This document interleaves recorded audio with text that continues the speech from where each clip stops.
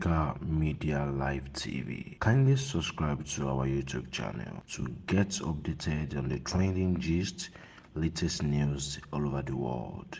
Like our page, subscribe, and share with friends. Thank you.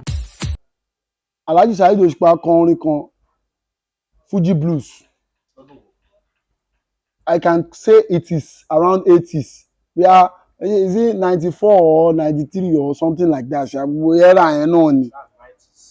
Stay less. Ṣé rí gbogbo táìmù yẹn ẹ̀gbọ́n mi kan wà Bọ̀dọ̀ Olúmídé àti Bọ̀dá Múyìwá. Mi máa ń kọ̀kọ́ púpọ̀ o ti sọ Bálájí Pasuma rí pé mi gbọ́ ọ̀kọ̀ tẹ máa ń kọ. Èmi ò ní ṣe rí Fuji mi fi bẹ́ẹ̀ but Òṣùpá ló jẹ́ kí n máa gbọ́ Fuji. Òṣùpá ló jẹ́ kí n like Fuji. That's point one. Òṣùpá ló jẹ́ kí n like Fuji. Èmi àti wọn close but kò dàbí àwọn tó kù. Nígbà tí wọ́n ṣe Fuji blues, is it Fuji blues? Láyé deck tá a máa ń lo Walkman gbà yẹn. Saheed Osupa stainless èmi máa ń kọ̀kọ́ kọ̀ so stainless or something like that. Ibẹ̀ ló ti kọ orin kan tí mo like, orin tó jẹ́ kí n like Fuji nìyẹn.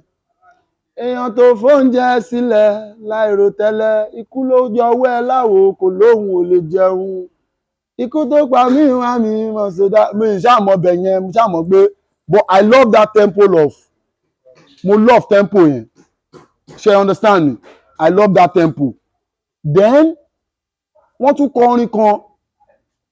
I remember when I was nobody, when the going was rough and tough.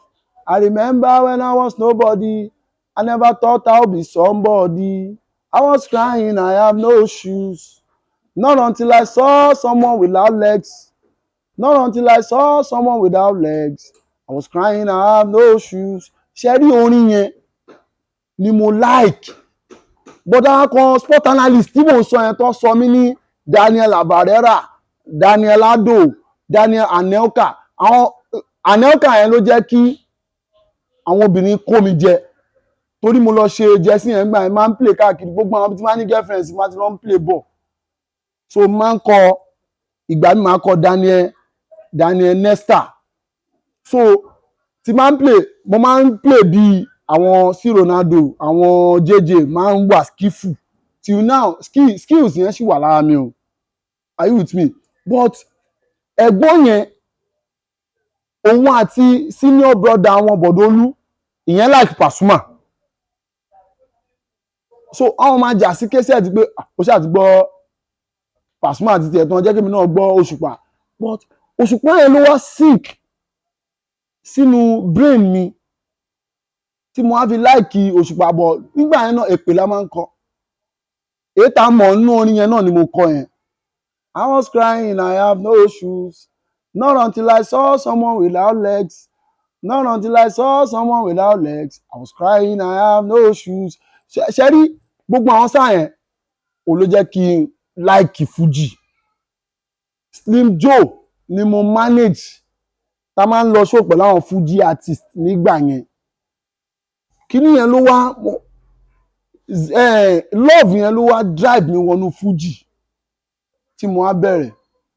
So Africa Media Live TV. Kindly subscribe to our YouTube channel to get updated on the trending gist, latest news all over the world.